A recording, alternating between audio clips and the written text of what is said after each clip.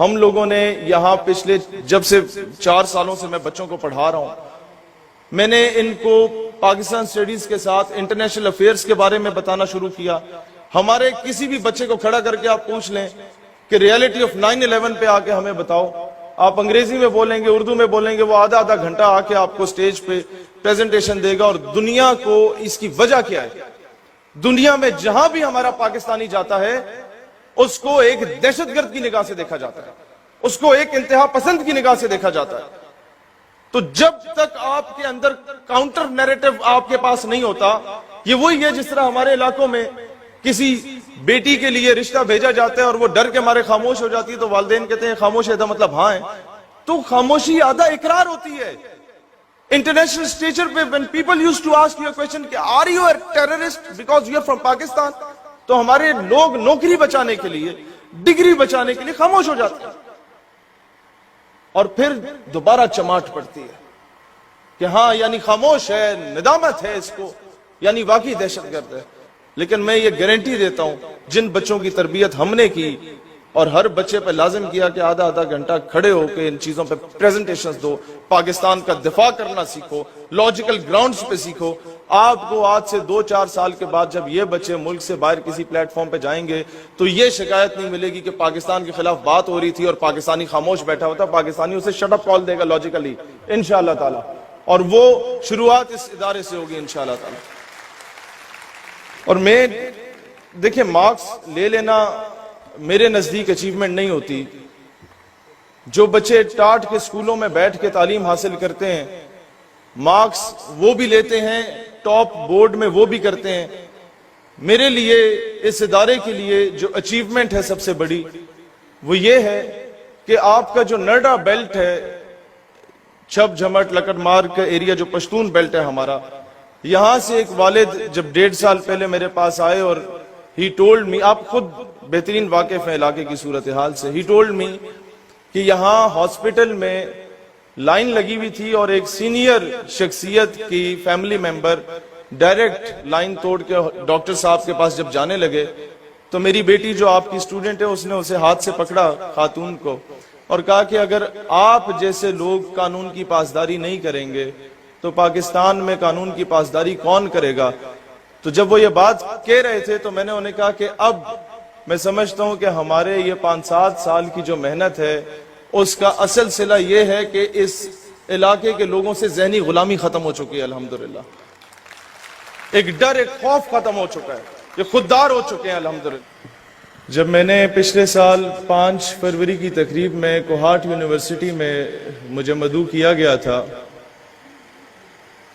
تو جو دھڑلے سے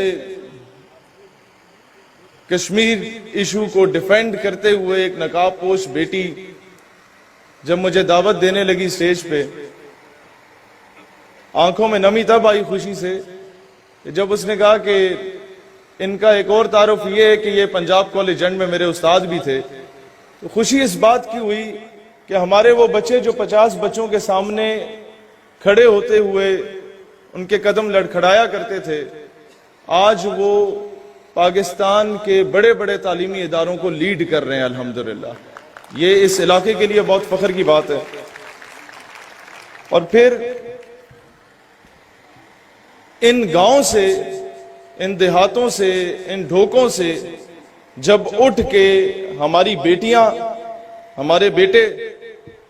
جب آپ کو درجنوں کی تعداد میں آرمی میڈیکل کالج میں، راولپنڈی میڈیکل کالج میں، یسرا میڈیکل کالج میں، national university of science and technology میں، institute of space and technology میں،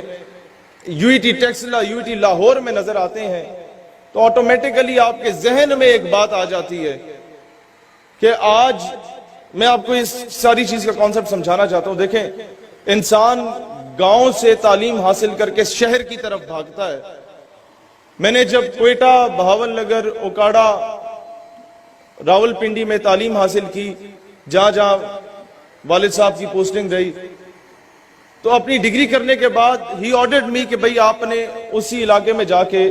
بچوں کی تربیت کرنی ہے جہاں پر آپ نے جا کے دفن ہونا ہے۔ اور اس کی وجہ یہ ہے کہ اب لوگ جن کی کچھ تعداد ہمارے پاس آتی ہے کام کے سلسلے میں کہ بھئی یہ ہے مسئلہ یا وہ مسئلہ ہے، ہمیں دکھ ہوتا ہے. ہم چاہتے ہیں کہ یہاں کے ہر ایک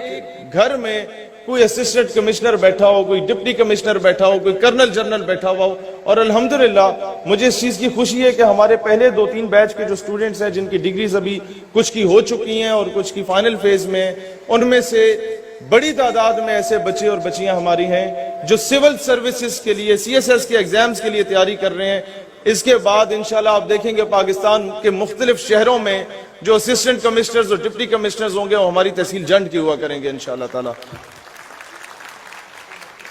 ڈائریکٹلی اور انڈائریکٹلی کہ آپ لوگوں کے اصل ہیروز کون ہیں. انڈائریکٹلی کی ایگزامپل لے لیں کہ ان کا پرنسپل صاحب ابھی فرما رہے تھے سپورٹس ویک کا. سپورٹس ویک میں بھی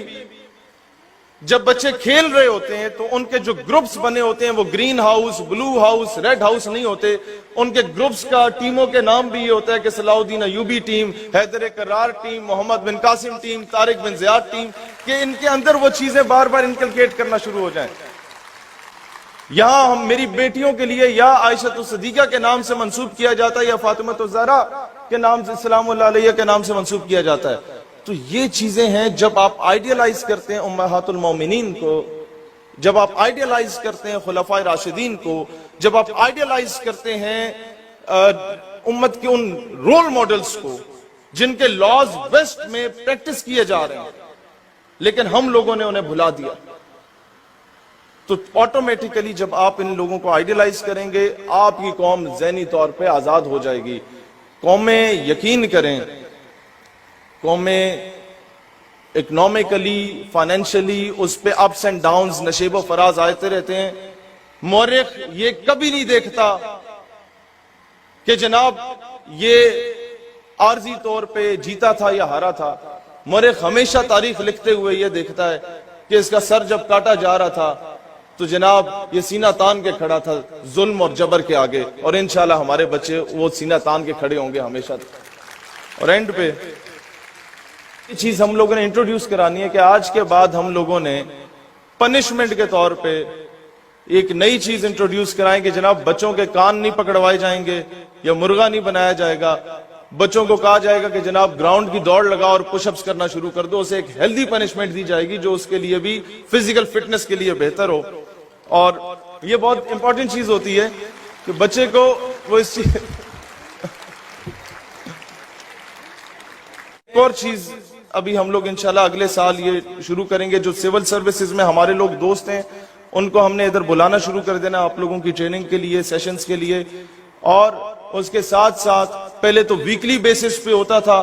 اب انشاءاللہ ڈیلی بیسس پہ آپ لوگوں کو یہ ٹاسک دیا جائے گا کہ فلاں فلاں ٹاپک پہ ریسرچ کر کے آنا ہے، تاکہ جو ٹائم آپ کا بڑا قیمتی وقت جو آپ استعمال کرتے ہیں پب جی میں یا ٹک ٹاک کے لیے وہ ذرا یوٹیلائز ہو جائے کسی اچھے کام کے لیے جس سے انٹرنیشنل سطح پہ پاکستان کو کوئی فائدہ ہو سکے. ٹھیک ہے جی، یہ چیز بہت زیادہ امپورٹنٹ ہے. اور اللہ تعالیٰ اسلام اور وطن عزیز پاکستان کا حامی و ناصر ہو. ہمارے بچے ہمارا فخر ہیں اور انشاءاللہ میں نے مستقبل کا ایک اچھا آرمی آفیسر، ایک اچھا بیوروکریٹ دیکھنا چاہتا ہوں. پاکستان پائندہ باد.